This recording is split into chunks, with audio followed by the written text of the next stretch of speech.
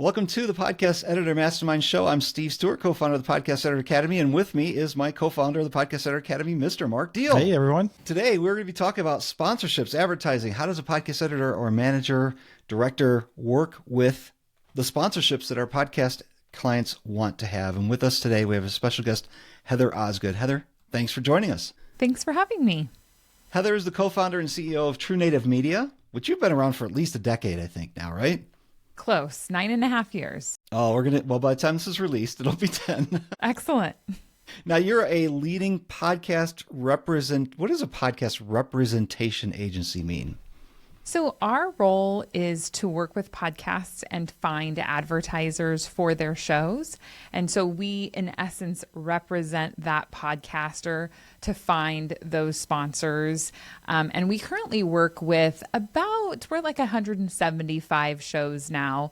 And that's all we do for the shows. So we don't produce content for them. We don't grow audiences for them. We just find advertisers for them. You're making that connection for the podcaster or for the person who's working for the podcaster who's making that connection. Mm-hmm, exactly. Well, we're really great to have you here because our audience is obviously, as Steve alluded to, podcast editors, producers, managers, people that do the post-production. They are the post-production professionals, but maybe not the sponsorship strategist. And that is way more alliteration than I should be able to get away with in any episode. But before we get too far into this, I really want to ask one question, mainly for myself, possibly for Steve, and maybe our listeners may get some benefit out of this too, since we're in the post-production phase. When most podcasters, the content creators, when they are thinking of sponsorships, when they're thinking of ads, what do they typically want to get? What are their expectations? Just so we, as their producers who may help them later on down the road, know what they want to get. I mean, I would say that can be a bit of a tricky question to answer because it really is very individual based on that particular host and what their expectations are. What I have found, which I would guess that the two of you and your listeners have found as well, is that there is a huge spectrum of hosts out there. There are those who are very professional, very business minded, and then there's the, opposite extreme where they are, just purely artists really, and maybe don't have a lot of foundational concepts when it comes to the actual monetization piece of the show. My reaction always is when someone says, hey, I want sponsors and advertisers for my show. Really what they're saying is that they want to be paid to podcast, and that can be a huge range, right? So I would say that what, the panacea is everyone is looking for someone essentially to almost underwrite their show. We just want one big sponsor that's going to come in and give us, $100,000 a year to podcasts, or, is going to sponsor every single episode. And we're just going to say this episode is brought to you by BetterHelp and all of our bills are going to be paid. So I think that, really, as an editor or a producer of a show, if someone does say that they are interested in monetization, I think it's really important for you to dig in and kind of ask more probing questions about what they actually are looking for. Do they want to do host-read ads? Are they looking for announcer-read ads to be put in their shows? Are they just looking to have a presenting sponsor? So kind of what is that range and where is their comfort level? What are you seeing works best for the clients that you're working with to get at least a better ROI on getting sponsorships? Is it going to be working with that one branded partner? Or is it going to be where the podcaster is going to be doing 3 or 4 different host-read ads in one sitting? Or is it just programmatic, where a programmatic ad, as far as the definition is in my mind, somebody else has recorded the ad, I'm just playing it in the middle of my show? Mm-hmm. Yeah. The best income is going to be created by having multiple advertisers in your show and multiple host-read ads. We are still very much in a direct response era of advertisers in the podcast space, meaning that the companies that are advertising on podcasts are looking to see a direct return on the ads that they place on your show. And what we see is that most advertisers are going to do a testing period. So they're going to say, we want to run a 3-month campaign on this show. We want to see what kind of traction we get. We want to see that pixel is firing and we can see that conversions are happening, promo codes are being used. And then at the end of that 3-month period, they may very well come back and say, this has been terrific. We want to go ahead and book an annual campaign for you. And that's really what you're looking for, right? Is to have multiple annual campaigns booked on your show, because then you've got a really nice base of revenue coming in.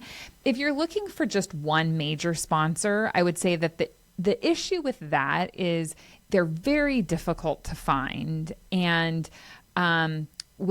when hosts want that, what they're really saying is, can you go find someone in my industry that can, just partner with me? And that definitely is something that can be done and can be very successful. But if you are, if that host is looking for that, it's really something they're probably going to need to do on their own. It's very difficult to hire a representation agency or to work with a company that's going to be able to go out and find that for you. Go ahead, Hunter. That's a good point. Yeah. How could, or in what capacity would a podcast editor or manager or director work with clients when it comes to paid advertising? So there are definitely, I would say, lots of different opportunities. What I have seen and experienced is, as the producer of the show, you've got a good peek behind the curtain. So, obviously, you're likely going to be working with multiple hosts at the same time.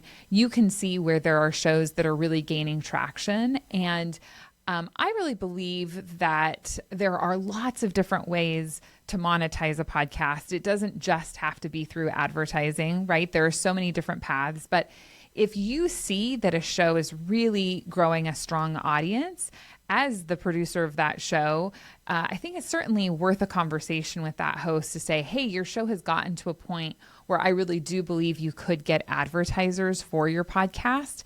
And really kind of, I would say, looking for opportunities to create those relationships for that host. So it's so varied, as I mentioned before, because on one end, you've got someone who maybe is like a professional podcaster and all they do for a living is produce a podcast.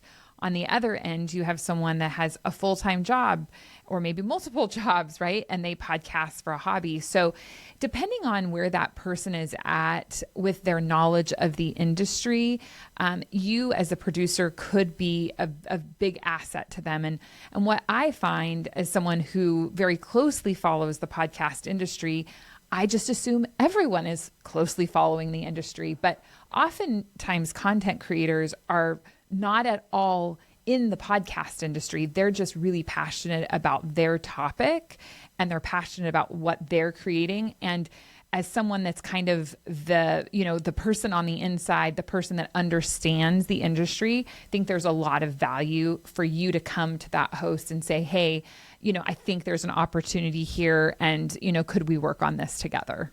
So is there a place where a podcast editor, manager, some kind of representative for the podcaster works with an agency like yours so that the podcaster doesn't have to, attend all these different meetings and things like that? Yeah, absolutely. So at True Native Media, we represent a lot of independent podcasts, but we also work with networks of shows. So, depending on where you're at in your production agency, if you've got a handful of shows, or even truthfully, even just one really nice big show, I think it's a huge service to that host if you say, hey, I'm going to help with this. And we often will have networks come to us and say, hey, we've got 10 shows and we want you to be the advertising arm of our company. Because as you all know, there are so many, factors that go into creating and building a podcast. And we really specialize in advertising at True Native Media. When I started the company, I knew that my strength was sales. It wasn't content creation. And I didn't want to create a company where I was trying to be everything to everyone. And so advertising has been our one thing, right? That's the thing that we do and we do well. And if you're someone whose one thing is producing and editing great shows, advertising is probably not that one thing for you, but you can partner with a company like ours and we can bring those advertisers. And there are so many middlemen, in the advertising agency world. You've got the brand on one end, and then you've got their agency partner, and then you've got representation firms, and then you have the host, right? So it's not as though we need another person in the middle of all of this, but if you have shows that can be monetized, I think it can be a really nice addition to your business to add that in by partnering with a company that can bring those advertisers to your hosts. I've heard that there are numbers somebody has to hit as far as download numbers before they should be working with either sponsoring, trying to find a sponsor themselves or working with an agency. I think that the number was like 5,000 downloads in the first several days. Is there a prerequisite in that you see as far as at least True Native Media with the people that you're working with? Yeah, absolutely. I think that that's a really, really important piece. And I was at South by Southwest several months ago now and gave a presentation, and it was really fun because there were a lot of people in the audience that weren't from the podcast space. And there were a couple of brothers that came up to me afterwards and said, man, we've got this great show and we really, really want advertisers. They were so passionate. And I could tell that, they were on like episode 50 or something. I went back and looked at their numbers and they had about 900 downloads. And as much as they were so passionate and as much as I wanted to help them, their show was just too small. And I think that that's a really important piece that hosts need to know, is that you have to have a big enough audience to make it worth an advertiser's while. And I always like to cover kind of the range of options. So the first option that I think is a really good option, and so if you're working with a host and they're like, hey, we need advertisers, but you look at their numbers and you're like, you're kind of on the small side, I always recommend that you start with affiliate ads, and affiliate partnerships are just a really good way for the host to get experience creating host-read ads. And there are companies out there that just create affiliate partnerships for podcasts. So you can go onto a site, you can see all the different advertising opportunities. And what happens is the host gets practiced at creating good host read ads. The other thing that happens that I think is really powerful is that they get to see whether or not their ads are converting into sales. And so they can see like, oh, well, I got 10 conversions this month, or maybe I got 0 conversions, or I got 2, right? So like they have an opportunity to see how their content is really working. And what that does is off the bat, it kind of tells, I think, the host how engaged that audience is. If their audience is super engaged, they're more likely to actually, sell a product to their audience. So I think that that's a really good first step. And you can be very successful with affiliate partnerships and even with a smaller audience if you have a really engaged audience. So that I think is a really good first step. Next, I would head to marketplaces, things like Advertise Cast, which is now Libsyn Ads. There's also Red Circle, those types of companies where shows, and I would say that those, I would recommend somewhere between like maybe if you're getting between like 1,000 and 5,000 downloads per month, and that would be across your full catalog. I think that those platforms could be a good place for you because you could kind of get into the mix of the opportunity. Then you kind of step it up from there. Now at True Native Media, we're looking for somewhere between about 50 and 100,000 downloads per month, again, across the full catalog in order, to represent the shows. But dynamic ad insertion really is kind of the mainstay now within the industry. As long as you're able to get enough impressions across all of your episodes, there really can be some opportunity. One more benefit I know of when you're talking about trying the affiliate angle, and my client did this, they were thinking someday they might go with sponsorship ads, but we weren't sure. they'd started out not doing any kind of advertisements at all, not even call to action to just come to their website and stuff like that at the end. But then they decided, you know what? Let's at least do an affiliate type of promotion in the middle. And what that did was it got the listeners prepared by getting into this rhythm of, content, break, content, and then the break is the ad. That way, when they did start doing actual sponsorship ads from outside parties, it didn't come to a shock and people were like, oh, you're trying to sell me on your show. And, I think that was an added benefit just by having at least some kind of a call to action in the middle. So it didn't shock people. Yeah. I recommend if you are starting a podcast and if your host is thinking that at some point they want to have advertisers, I think it's good to start with affiliate ads in the podcast from day one, right?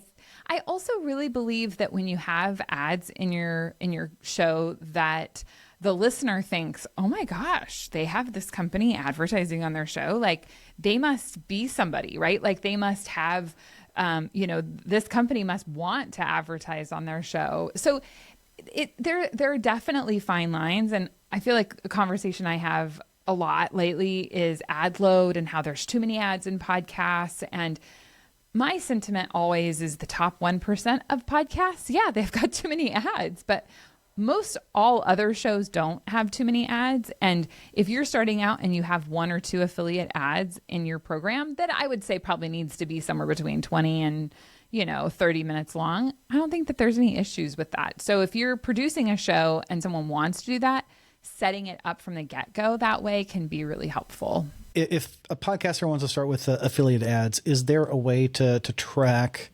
on the affiliate side? Is there a way to track the number, not so much the sales conversions, because obviously that turns into commissions, but the amount of traffic that the podcaster is sending to that affiliate page? Because perhaps they're doing their job right. They're reading it well and people are interested and then they click through, but then it turns out whatever company that affiliate relationship is set up with, just their page doesn't convert well, or their intake sales process is way too long, complicated, so people drop out. But that way the podcaster can see, well, I sent people to that page, so I'm doing my job right.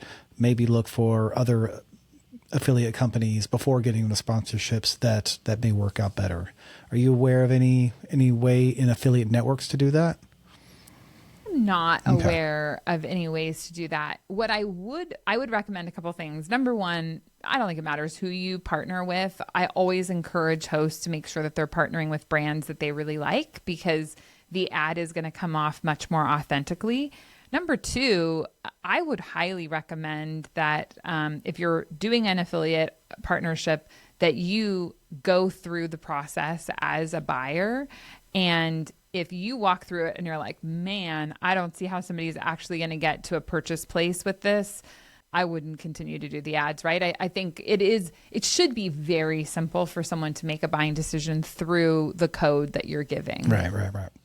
I know on the podcaster end, if they set up a website, then they can set up like a 301 redirect link to where it goes to whatever affiliate code or the affiliate link for that company. And that way they can track like, well, hey, 300 people clicked, but only 3 people bought.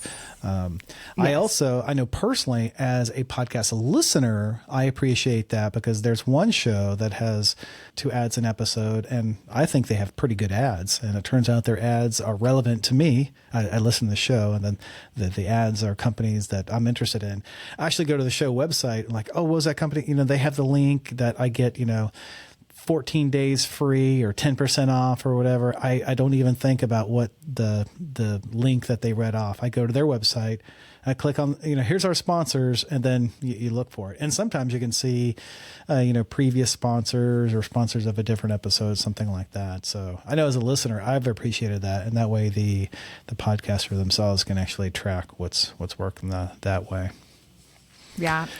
One of the biggest challenges with podcasts is that they are audio, right? And so often, we will hear about sponsors that we're interested in, but we're doing something else. So I agree. Having it on your website is really important. Right.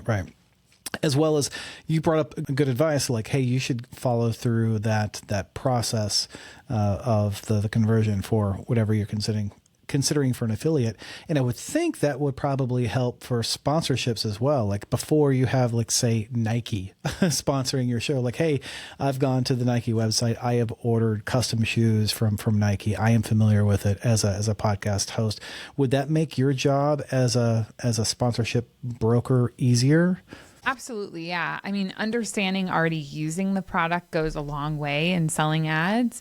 The other thing is that if you know that you're converting really well through an affiliate program and you want to convert that into a paid campaign, it's much easier, right? Because you could easily go to the company and say, look, I'm getting this many conversions per month for you, and I'd like to do a paid program. And if they see that they know you're bringing sales in for them, then they will much more easily go ahead and book. And the advantage for you is that then you could say, oh, I know I'm going to have a consistent amount.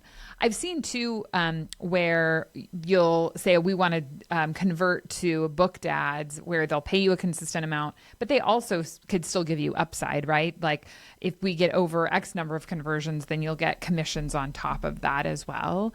So, there can be opportunities for that. And I think it's a really good way to start in the podcast ad space. As long as that's agreed on in advance. I dislike sometimes when people, they have a sponsor and then they use the affiliate for that sponsored company. It's like, no, they've paid for that link. They shouldn't be paying you affiliate commission too. And I've seen sometimes people like, oh, why not do this? And they're like, I don't think that's really the best way totally of going. Double tipping there. Exactly. And that's essentially what I've said is like, I don't feel comfortable with that because I feel like they've already paid me a flat fee for the sponsorship. Why do an affiliate thing as well? If you want to do that, give the people listening a deeper discount, which is oftentimes why you hear like, hey, if you sign up now, you get a longer trial, a discount, what have you.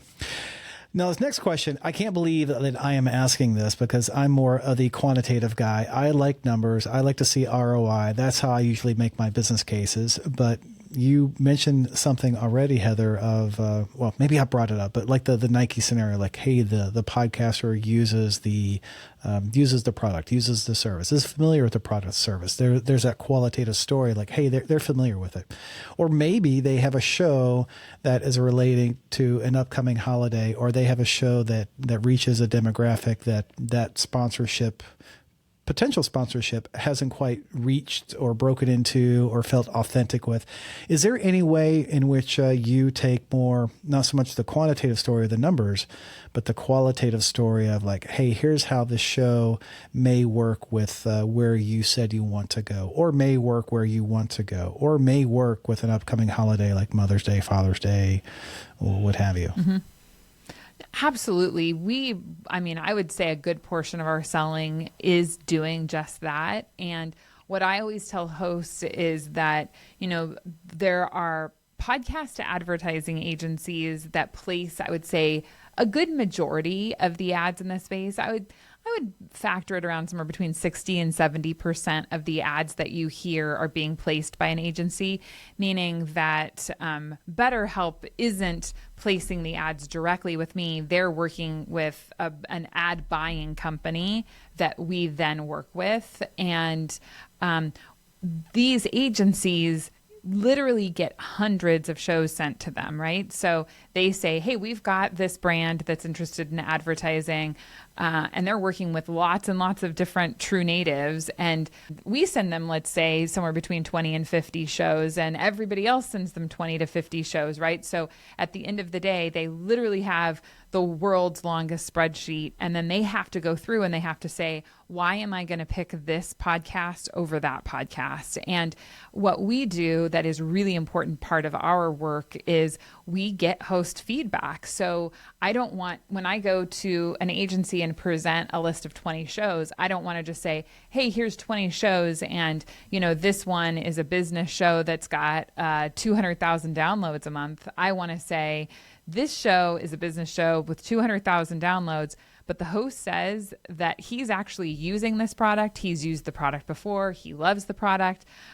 Or this person, is doing this thing in their life that really would make a big difference if they partnered with this brand. So we have to make a case why they should choose our shows over another show. And if you as the host know that you're going to partner really well with that product, then that's going to go so much further because they're going to say, oh, well, I'm going to pick that host because they actually want it. Versus we do have hosts that will say, hey, are you interested in partnering with this brand? And they'll say, sure. And it's like, okay, well, that's great. I'm glad you're interested, but that isn't giving me a lot to go on, right? I want that kind of rich connection between the brand and the show because we know that good ad reads convert better. And if a good ad read is going to convert better, that good ad read is likely going to come from the fact that the host actually genuinely likes the product. That's kind of like the buyer letter. The person who wants to buy the house and there's some competing bids in there. And if you write the letter saying, oh, we really want the house, somehow that gives you a little extra edge over the competition. I think that's funny. That's a really good analogy, Steve. You can use it. It's yours. I Thank didn't you. trademark it or anything. Just take it. I did want to ask you, you're heading down that way. I wanted to know some of the tactical or some of the things that, let's say that we are working between an agency and the podcaster. What are some of the things, or even if we're doing it ourselves, trying to manage a sponsorship, what are the things that we have to do to manage that? We're talking about tracking downloads, sharing them with the sponsor, make goods. Can you tell us a little bit of those like practical things that we're doing? Yeah, absolutely. Well, I think the first and most important piece of all of it is who your hosting provider is. Like, what host are you working through? And I have very strong opinions about hosting companies and who you should choose and why you should choose them. I'm sure you all do as well. But I really am a strong advocate for dynamic ad insertion. As I mentioned prior, the industry really is, I would say, primarily there. Now, if you are working with a show that is small, I don't think it makes sense to do dynamic ad insertion if the show is under, I would say probably 5,000 downloads per month. I don't know that I would do dynamic ad insertion, in part because most of the time you're going to have to pay more for that. And is it actually worth it? So I definitely think you need to pick the right hosting company. Pixel tracking is huge within the podcast ad space. You know, for anybody who's unfamiliar with pixel tracking, essentially it's code that is on the podcast and is also on the website of, the advertiser, and it's able to track conversions. So very important to have a hosting company that is pixel tracking compatible. I would say most all companies are. Spotify for podcasters is not, surprisingly enough. Although that certainly would not be my hosting provider of choice. So, think about that. Like, can you do dynamic ad insertion? Can you do pixel tracking? But the other really important piece is that with good dynamic ad insertion, you have all of the campaign tracking capabilities. So you can see, I set this campaign up on this date. How many impressions did it get? You can obviously set caps for how long you want the campaign to run and when you want it to stop delivering, either based on a date or based on an impression basis. So those pieces are very important, especially as you get up and are talking about higher numbers and bigger brands. So those are really important pieces.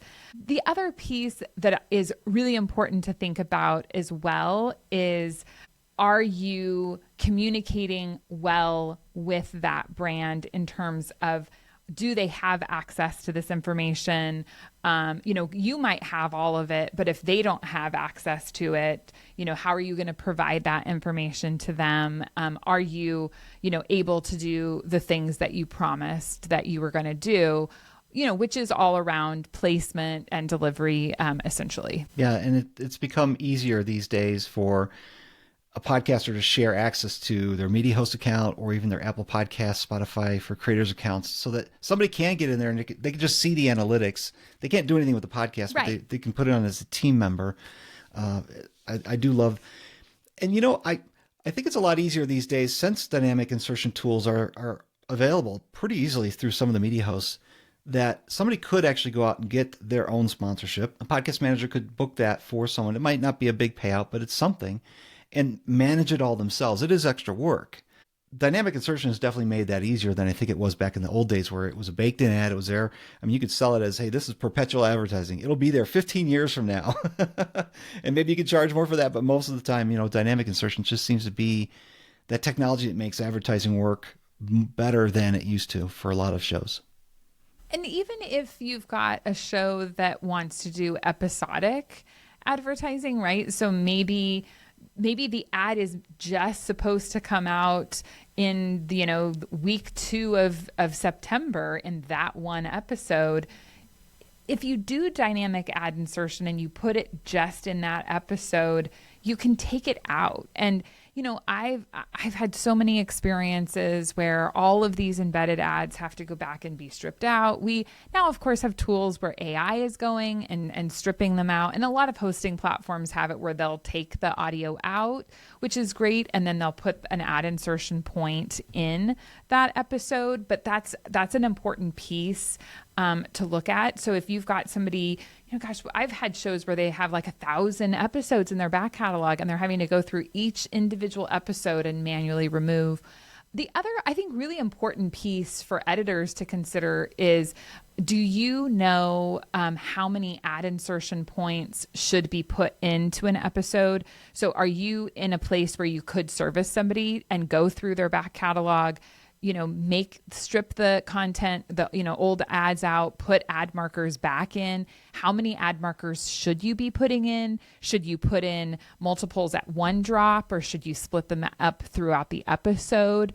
Getting really clear on that. So there's so much power in a full catalog of episodes and impressions, but the power is only there if we can get ads to that content, right? So those ad markers are crucial to really be able to deliver on the impressions that you've promised an advertiser. Completely agree. We had our survey reveal late last year, and one of the things that we found that more podcast editors were making more money from their editing from the value that they brought to the table, we found was sitting there somewhere in managing the media host. And a lot of that, I think, is because now there are more consumer grade type DAI, dynamic insertion point management. I know my value was increased when I learned how to use things like Megaphone and Libsyn Ads for a little while and Captivate. And once you know how to use those tools and you can advise your client that, oh, this is a possibility, we can do these types of things, you become more valuable in the marketplace. 100%. I absolutely agree. And there are a lot of tools in some of those more kind of enterprise level hosting platforms that can really benefit an advertiser. I'm sorry, a podcast host, not the least of which is programmatic ads, right? We haven't really talked a lot about programmatic ads yet, but there's a lot of opportunity with that. And as much as I love host-read ads, and that's what we sell, and that's what I really stand behind, there is power in programmatic ads, especially when we think about scaling. And if you've got a client that's thinking about getting into advertising, my opinion is that you should start with the host read. You should sell as many host read ads as you can. But the reality is that when we're manually selling on an impression basis, I have no idea how many downloads this show is going to get. I have an educated guess, right? Like I can say, I think this show is going to get 100,000 downloads, but what if next month something goes crazy and they get 200,000? And so now instead of being able to deliver 100,000 impressions, I could deliver 200,000 impressions. But I haven't sold that because I can only sell on historics. But programmatic can fill in real time. So there's a lot of opportunity with programmatic as well. Heather, you brought up earlier something about how many ads go in each break. I remember reading a survey. It didn't surprise me, but some kind of study or survey said, the attention through the third ad was not as much as the second ad, but when it hit the fourth one in a row, it just dropped off. Is there a best practice for how many ads go in an ad break? Yeah, absolutely. I think it's really important that you advise your hosts that they not overload an episode with ads. I know I mentioned that I didn't feel like, as an industry, we had an ad, overload issue, which I don't, but there are always those hosts out there, right? We have those hosts where they're like, we could put 12 ads in this episode. That sounds amazing. The industry standard really is that you shouldn't have more than 2 ads back to back. When you reach that third ad is when we do see a lot of drop off. Obviously, a fourth, you're really going to see substantial drop off. So my recommendation is I like one pre-roll. Some people would say two, but I think one pre-roll is good. And then for the average show, which is usually going to be somewhere between, I would say like 20 and 40 minutes, you do one pre-roll, do 2 ads in the first break and 2 ads in the second break. That tends to be the right number of ads where it's not going to burn out the audience and the advertisers are still going to see a really good return on their investment. Yeah, I think that's the key thing is the advertiser's got to see some kind of action coming from your ad. You know, we could load it up if we want. We get that download, all 8 ads that are baked in there or downloaded dynamically, they're counted. But if there's no visitation to the sponsorship, then what good did anybody do here? Well, and I think what hosts really overlook sometimes is they sell too many ads or they sell too high a cost on their ads. And what I see happens is if you overload with ads, then you're not going to get those sponsors back. And if you overcharge for the ads, you're not going to get those sponsors back. And at the end of the day, our goal is to create long-term successful partnerships, not just let's churn and burn through these sponsors, right? Because that's way more work for everybody. And that's not what we're looking for. Heather, do you yourself, do you buy ads on podcasts or podcast networks? Are you taking advantage of ads to sell your ad network? I'm going to pitch you right after this interview is over. That is such a good question. No, I do not buy ads. I did just pay for the first time for podcast promotions for my podcast to grow the audience, which has been interesting. And I also just took on advertisers for the first time on my podcast, but we haven't actually ever bought ads. Okay. It's interesting that you've paid for podcast promotion. So now that way you can kind of like measure the incremental ROI of that funnel of like, bringing listeners in, delivering content, and then selling ads. Is it a positive number? Or is it a negative number? It seemed like it went pretty well for us. Good. So yeah, it's, I think we're in a similar boat. My podcast is called the Podcast Advertising Playbook, and we talk about podcast advertising, and there are not thousands and thousands of people out there who are super eager to listen to that content. But the right listeners are the important ones. I don't know. I watch the Super Bowl specifically for the commercials, but that could just be my little, mental divergent issue there. So, Heather, thank you so much for joining us on Podcast Editor Mastermind. I know Steve wants to hold you back for another video where he's going to ask you specifically questions on, some best practices on editing ads, so that way the sponsors and the podcaster can get the most value out of that. We're going to do that in a separate video. But before we jump off to that, for podcast editors, producers, managers, basically us post-production professionals that don't sell sponsorships and they want to work with you, how can they reach out to you? Yeah, the best thing to do is head on over to our website. So we've got a couple of different podcast forms that you can fill out. We just launched a brand new product. Actually, we're recording this in early July, and we just launched a product called PodRamp. So we are now going to be taking on shows that have 10,000 downloads or more per month across their full catalog of episodes. And we're going to be providing free hosting for those companies. And then we're also going to be getting programmatic ads into those podcasts. So we're really excited about that. Where larger shows around, like I had mentioned, that 50 to 100,000 download per month mark are the shows that we'll be selling host-read ads for. So if you are a producer and you have shows that you feel like fit into those criteria, head to truenativemedia.com to the podcast section and fill out one of those forms. Also would love to connect with everyone on LinkedIn, which is kind of my favorite place to hang out. LinkedIn's a great place to be. Heather Osgood, True Native Media, thanks for joining us on the Podcast Editor Mastermind Show. Thanks for having me.